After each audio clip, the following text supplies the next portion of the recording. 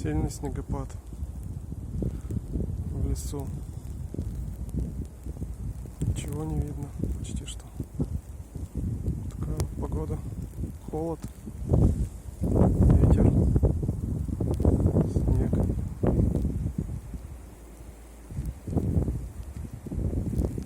На улице почти -20.